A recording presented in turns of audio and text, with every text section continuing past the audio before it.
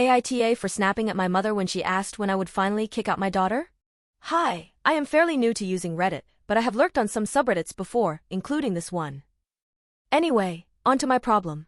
I, 66F, am retired but kept very busy by caring for my mother, 85F, and my disabled husband, 64M. My mother does not live with us. She lives in an assisted living facility, where I visit her every few days to check up on her and see if she needs anything. During my latest visit, she brought up how I should finally kick out my daughter, 29F, let's call her Claire. Now for some context, yes, my daughter does indeed still live with me and my husband, for many factors including her rather fragile mental health, but what my mother does not understand is that, despite us being parent and child, we are not living in a parent and child kind of situation. We are roommates that just happen to also be family, because neither her nor my husband and I could afford places of our own in this economy. We are dependent on Claire just as much as she is dependent on us. Claire holds down a full-time job, which doesn't pay great, but not awfully either.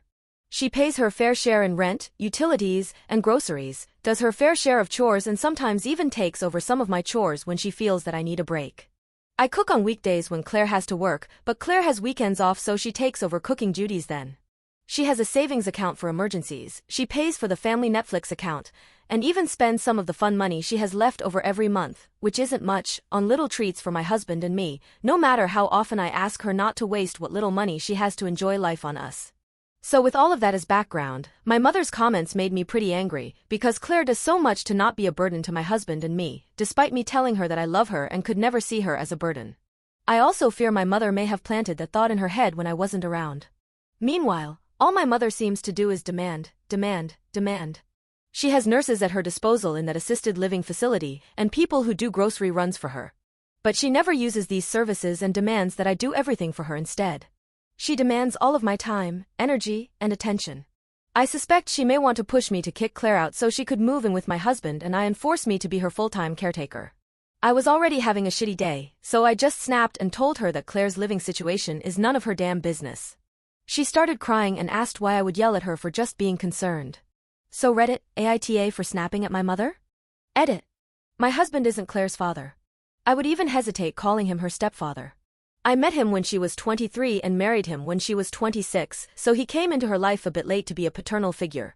When they talked about it prior to us getting married, Claire told him that while he may have come into her life too late to be her father, in her eyes, there's no such thing as coming into someone's life too late to be family. So while she doesn't see him as a father figure, she does see him as family and they have a great relationship, with inside jokes even I don't understand at times, lol. Update. Hello everyone. First I'd like to thank you all for your incredibly kind words and helpful advice. Yesterday, I sat with my daughter for our Easter tradition of getting together as a family and eating a big batch of my grandmother's pickled eggs. And while we ate and made a huge mess which, if my grandma was to be believed, is essential to the eggs' taste, I reminded Claire that I love her and that she will always be welcome with my husband and me.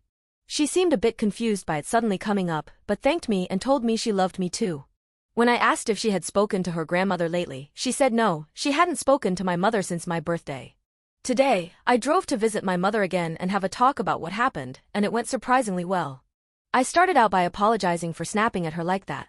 Regardless of my mental state, I should not have gone on the attack like that and I truly am sorry. I sadly am the type to bottle up my feelings instead of communicating them immediately, and it's something I know I need to work on. However, I also told my mother that I am not willing to talk about Claire's living situation with her, and asked her to use the facility's services a bit more in the future, instead of always relying on me, because I have a life of my own and a husband who also needs me, probably more than she does, but I didn't say that part out loud. She started crying again, asking why Claire and I hate her so much.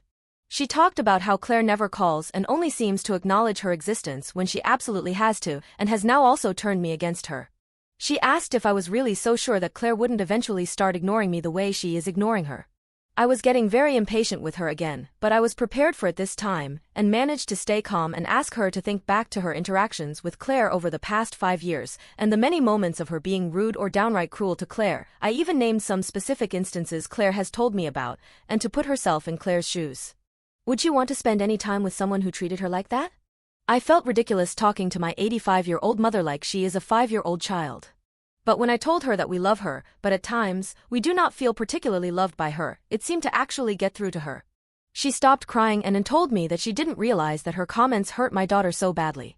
In my mother's defense, Claire, like me, has the habit of bottling up her feelings in the moment and disengaging instead of communicating, unless she feels she can 100% predict the other person's reaction, so she most likely never told my mother that these comments hurt her and just started distancing herself.